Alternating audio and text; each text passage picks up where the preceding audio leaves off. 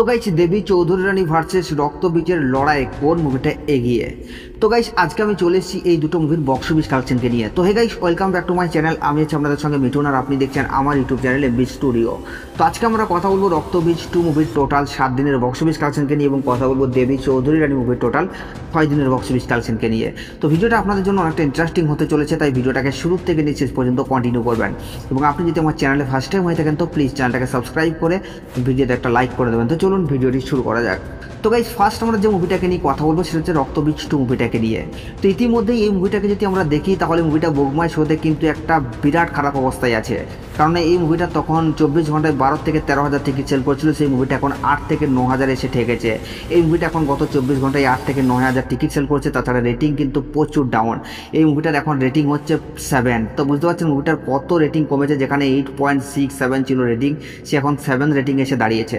তাছাড়া এই মুভিটার যে কর্পোরেট বুকিং সেটাও নাকি এখন ফাঁস হয়ে গেছে, অনেকেই এটা দাবি করছে। তাছাড়া এই মুভিটার আরও যেটা প্রবলেম হলো যে এখন অলরেডি আপনারা জানেন আজকে কান্তারা 2 রিলিজ হয়ে গেছে, যার কারণে এই মুভিটার হল প্লাস শো টাইম কিন্তু অনেকটা চলে গেছে। এবং এই মুভিটা নাকি শোনা যাচ্ছে যে অলরেডি ফ্লপ হওয়ার পথেই হাঁটছে, যদিও মুভিটার বাজেট শুনছি নাকি 5 থেকে 6 কোটি টাকা। তো আমার মনে হয় না মুভিটার বাজেট 5 থেকে 6 কোটি, তো আমার মনে হয় মুভিটার বাজেট হয়তো 3 থেকে 4 কোটি টাকাই হবে। তবে মুভিটা অলরেডি এখন 3 কোটির ক্লাবে চলে গেছে। তো এই মুভিটা একটা মারাত্মক লেভেলের বক্স অফিস কালেকশন তো করে নিয়েছে, যতই কর্পোরেট বুকিং করুক বা যাই করুক।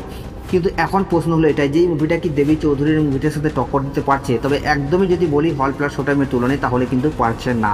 তো আপনাদেরকে আমি জানিয়ে দিই এই মুভিটা তার ডে 7 এসে বক্স অফিস কালেকশন করেছে প্রায় 27 লক্ষ টাকার মতো, এবং টোটাল 7 দিনে মুভিটা গ্রস বক্স অফিস কালেকশন করেছে 3 কোটি 7 লক্ষ টাকা। তো গাইস এই মুভিটার বক্স অফিস কালেকশন নিয়ে আপনাদের কি মতামত আপনারা নিচের কমেন্টে অবশ্যই জানাবেন।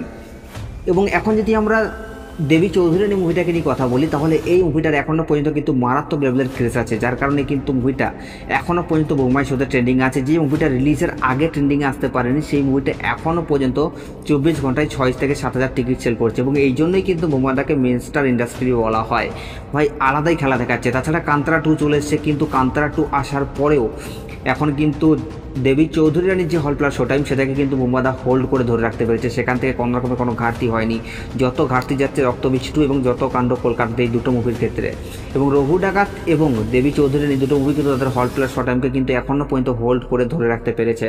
তাছাড়া দেবী চৌধুরী রানী তো ভাই আলাদাই খেলা দেখাচ্ছে। বুকমাই শোতে এখনও পর্যন্ত 24 ঘন্টায় 6 থেকে 7,000 টিকিট সেল করছে। তাছাড়া রেটিংও মারাত্মক লেভেলের 8.7 রেটিং আছে, মানে এটাকেই বলে একটা মেগা স্টারের পাওয়ার। তো অলরেডি বুম্বাদা সেই খেলাটা দেখালো ভাই, সত্যি যেটা কেউ এক্সপেকটেশন করেনি সেই খেলাটা অলরেডি বুম্বাদা দেখে দিয়েছে।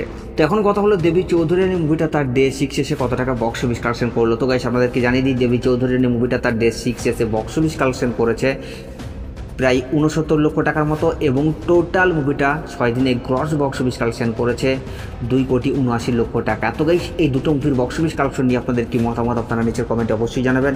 এবং এই দুটো মুভির বক্স অফিস কালেকশন আপনারা কোন মুভিটাকে এগিয়ে রাখছেন সেটাও নিচের কমেন্টে জানাতে ভুলবেন না। আর সাবস্ক্রাইব করে দাও নেক্সট ভিডিওর জন্য।